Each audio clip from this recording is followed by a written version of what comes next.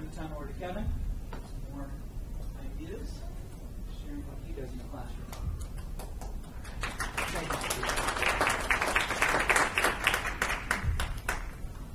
Okay, so let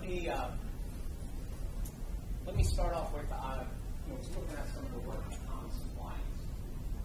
Great, fantastic writer that talked about enlargement of the mind and a lot of stuff back in the 13th century. And he had the title at the University of Paris, Master of the Sacred Page.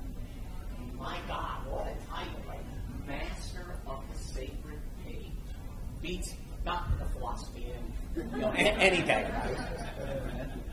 Now, of course, he wrote about how teachers are integral in the process of enlarging students' minds. And in fact, he used these words, I'll quote directly.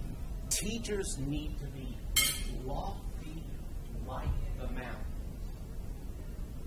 Teachers need to be lofty like the mountains. And two things struck me when I read that. First of all, I don't need to remind you all to be lofty. Because the professors do that pretty well. You saw how Amy's lofty, and you saw how Chris is lofty, and you're all lofty in your own ways. So I don't have to remind you too much about that one. But then also the other thing that struck me was Thomas Aquinas in the 13th century wasn't dealing with millennials. Right? That who wear it as a badge of honor their lack of preparation for your class. So now let me kind of show you how I try to be lofty in my own unique context. This context is important. Kind of my idea of loftiness is deliberate search for connections. Try to get the students to be very deliberate in the connections they make. And then try to abstract that process beyond our classroom, which is where Amy was going to. They lead a bigger life in our classes, right? And maybe that's where we should be orienting them to. So, connections, lots of different connections, and then, but be a bit self-reflective and abstract from that process.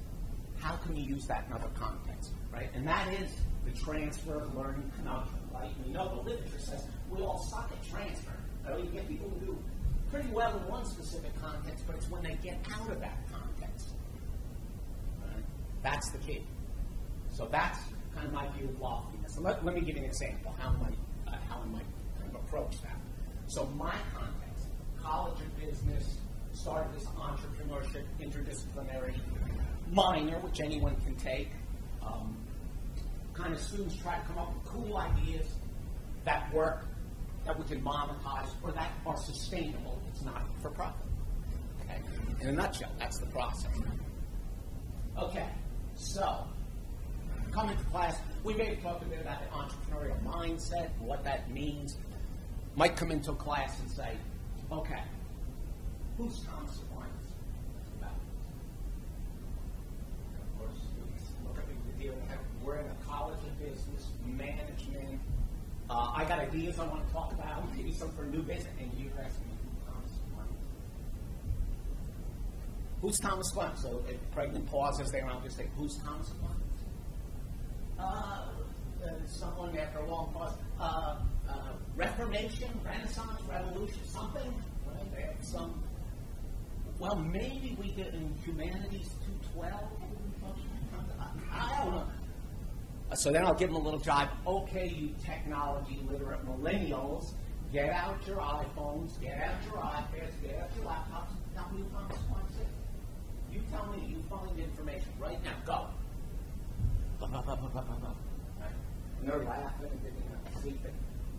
Oh, he was a Catholic theologian back in the 1200s. Right, okay. What else? Well, he was interested in the scholarship of learning. And he talked about how one discipline should relate to others, and we should understand disciplinary interconnect. Real good. What else is Thomas Aquinas?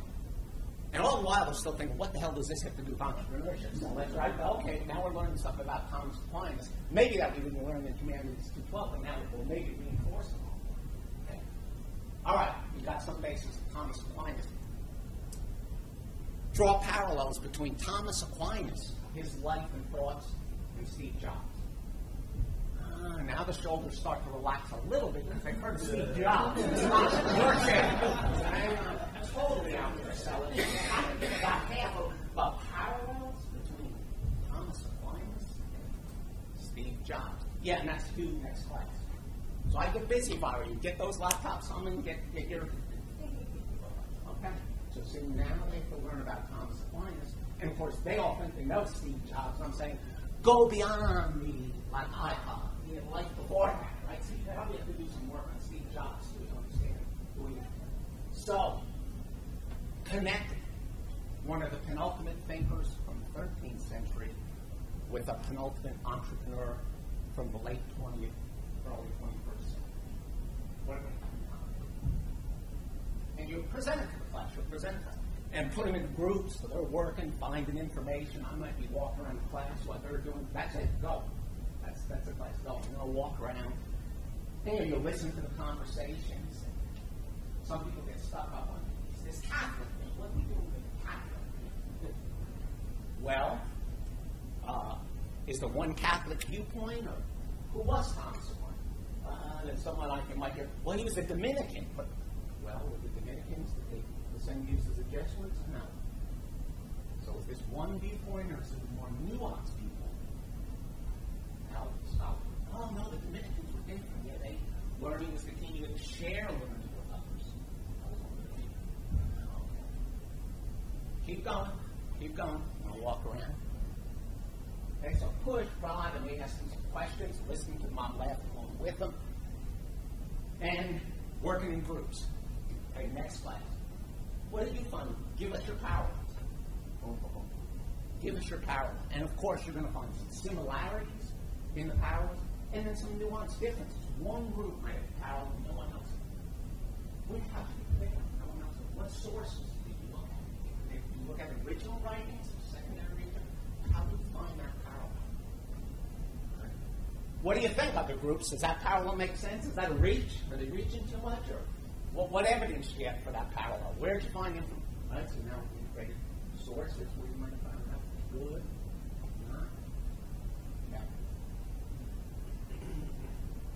Then, they might have done that class 2, maybe 3, depending on how long we want to play with that. Thomas Aquinas, Steve Jobs. Thomas Aquinas, Steve Jobs. Now, what do those parallels have to do with an entrepreneurial mindset that we talked about earlier? See? So follow the multi-layer of connections and try to keep multi-layer those connections. Like painting, beautiful painting that layers on that canvas. You see depth. Keep layering. Connect those. Now we talk. What's an entrepreneurial mindset? Usually you have to remind right? Innovating, proactivity, calculated risk taking. Right? So they find. Well, I'm not telling you power. You tell me. And now share them with the group. Let's build on it. Again, there's power. There's a very unique connection that no other group had. How did they get there? Do you agree that that's a good parallel, or no? Should we we'll drop that one? Why? So building this kind of knowledge in real time. Then, I might layer it a little bit more. Okay, on your own. You have your reflective journals that I keep real cheap, Walmart, less than $1 journals I can buy, real cheap, where they put the reflections. Now reflect about this process that we went through. This thinking, creating that you did. What might this have to do with your personal life? What might this have to do with where you want to go professionally? And of course, you'll always get, well, I don't know what I want to do when I get out of here. Okay. What might this have to do with you finding a direction? Figuring out where you want to go. This whole self-community, image, self-identity formation is such a critical thing. This confidence, we all struggle. So anytime I can get back to that, I'll do it. Right? And then, maybe have them share them the following class as I randomly collect journals. Maybe I'll share a real good one with them. with permission from a student. Something they struggle with, or a connection that they really found with insight. Okay. So, bottom line, internal connections, external connections, self-reflections, collaborative learning, taking them back core, which I thought they were done with. Humanity becomes finest. Move them to the future where they may be going, where they want to go from, all with one two-week exercise. Now let's do it again. So we sit down. What do you know about old growth redwood forest? All right, and you can see the eyes. Well, oh no, here we go again. Old growth redwood forest, and when so see, not doesn't just have to be Tom's environmental science will span to. What do you know about the Lakota Sioux culture? Let's go to history. Put a picture up. Use visuals. Who's this? Well, an old black woman. Nah, who is this? Is that Sojourner Truth, Harriet Tubman? Yeah, drive hands. Let's go. Identify this woman for me. Oh, that's Harriet Tubman. Who's Harriet Tubman? Underground rare. Unless entrepreneurial mindset, Harriet Tubman. Calculated risk-taking, how she set up a safe house, didn't use the same routes twice, saved a lot of lives. Okay, so she was very entrepreneurial. Didn't start a business, saved hundreds of lives. Entrepreneurial mindset works across a lot of domains. Okay? So then, ultimately, when we start moving to, you got a product, you got one context, and we want you to transfer that to another context.